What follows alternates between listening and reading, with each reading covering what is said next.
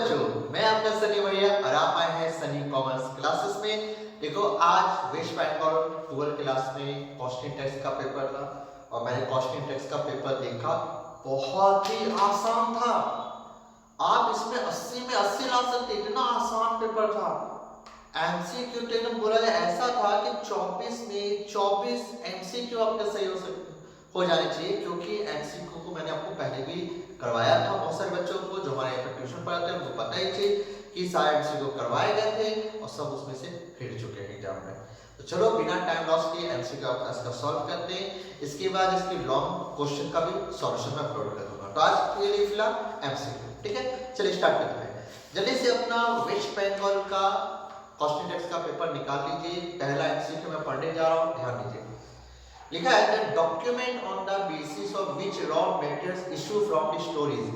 बोला किस डॉक्यूमेंट के आधार पर हमारा स्टोर डिपार्टमेंट से या स्टोर जगह से माल को इशू किया जाता है। तो ऑप्शन बहुत सारा है, इसमें आंसर होगा आपका बी, मटेरियल रिक्वेजिशन नोट। देखो मैंने लिख दिया एक नंबर का बी, मटेरियल रिक्वेजिशन नोट, ठीक है। अगला आते हैं कि आपका opening balance, question number 2। Opening balance of raw material 50 unit का 4 पे क्रेडिट से है। आप परचेज किए 100 यूनिट 6 क्रेडिट से, इशू किए 100 यूनिट, आपको बोला value close stock under FIFO method. तो देखो जो ओपनिंग में था 50, उसमें से 50 निकाला होगा हमने इशू करते समय, और जो हमने नया खरीदा 100 उसमें से 50 निकाला। तो जो नया खरीदा 50 उसमें बच गया हमारा, तो 50 गुना 6 करने पे आपका 300 आंसर होगा। तो याद रखिए दोनों का क्वेश्चन का आंसर होगा सी 300।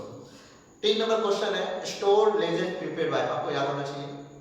बार मैंने कई बार बोला कि बिन कार्ड स्टोर डिपार्टमेंट बनाता है और स्टोर लेजर कॉस्ट डिपार्टमेंट बनाता है। तो आंसर क्या होगा इसका? A, cost department. 3 number question का 4 नंबर लिखा है the documents on the basis of which entries are made in store ledger is are, ठीक है।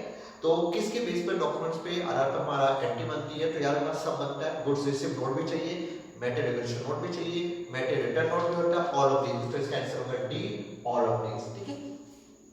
5 नंबर क्वेश्चन आते हैं rate of wages per hour is 30, per 1 घंटे का 30 रुपए होता है। If 1 unit product require 5 minute to produce then the rate of wages per unit will B.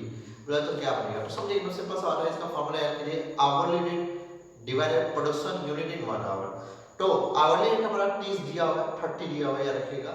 हमको निकालना प्रोडक्शन यूनिट इन 1 आवर। तो सिंपल बहुत आसान था, 60 मिनट और 1 यूनिट को बनाने में 5 मिनट लगता है। तो अगर आप 60 ऐसे कर देना, फिर 60 मिनट भागा अगर 5 मिनट करेंगे तो आपका 12 यूनिट्स निकल के आ जाएगा। और जैसे 12 यूनिट्स आएगा तो आप आवरली रेट 30 उसको 12 यूनिट से डिवाइड करेंगे तो आपका 2.50 आंसर आ जाएगा। तो यार इसका आंसर होगा ए, 2.50, ठीक है, यानी 2.5 रुपए। चलो 6 नंबर क्वेश्चन में आते हैं rate of wages per hour 80 बोला 80 रुपए है। Standard production is 4 unit per hour. If a worker produce 50 unit in a day then his total wages under straight piece rate system से कितना उसका बनेगा? तो देखो पीस रेट से बोला तो पीस रेट का फार्मूला है प्रोडक्शन रेट जो कि 50 है, रेट पर यूनिट हमको दे दिया है, ठीक है। Extra percent 4 unit per our, तो इसका हो गया। तो आपका इसका आंसर आ जाएगा, याद रखिएगा, ठीक है। इसका 1000 सी नंबर और इसका आंसर होगा सी, 1000 का इसका आंसर हो जाएगा, ठीक है। अच्छा एक बार फिर चेक कर लेता, rate of wages per hour दिया, standard production is 4 unit per hour, 1 घंटे का 4 रुपया मिलता है, ठीक है।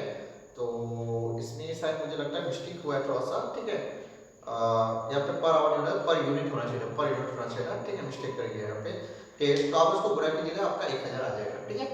अच्छा standard time allowed for a job to a worker is 8 hour and he completed the job in 10 hour, 10 घंटे पूरा करता है। तो इसका फॉर्मूला याद रखिएगा, standard time divided by actual time into 100, सब कीजिएगा तो आपका 80% आ जाएगा, ठीक है। तो इसका आंसर होगा 7 नंबर का बी, 80%। चलो 8 नंबर क्वेश्चन आते हैं under Rowan premium plan bonus hour wise worker value. Rowan plan से बोनस का क्या फार्मूला तैयार कीजिएगा? डी, और आंसर होगा time taken divided by time allowed into time saved into wages per hour. D number आपका आंसर होगा, ठीक है। चलो आगे बढ़ते हैं।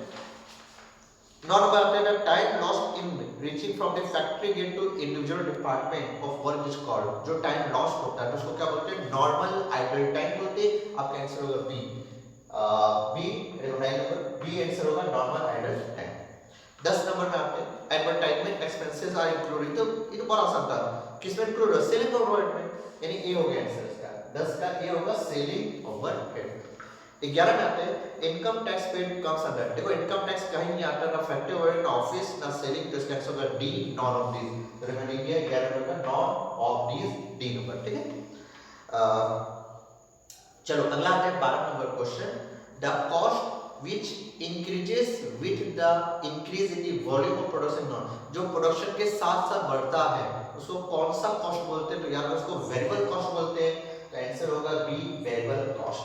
13 नंबर आते हैं municipal value of a house in Kolkata, यार कि इन कोलकाता और ग्रॉस म्युनिसिपल वैल्यू दिया हुआ है 75,000 है, एक municipal tax 15%, then the amount of municipal tax क्या होगा, तो यार इतना 75,000 का 15% गुना 90%, याद होना चाहिए आपको, इसका आंसर आएगा सी 10,125, 13 नंबर का आंसर होगा सी 10,125।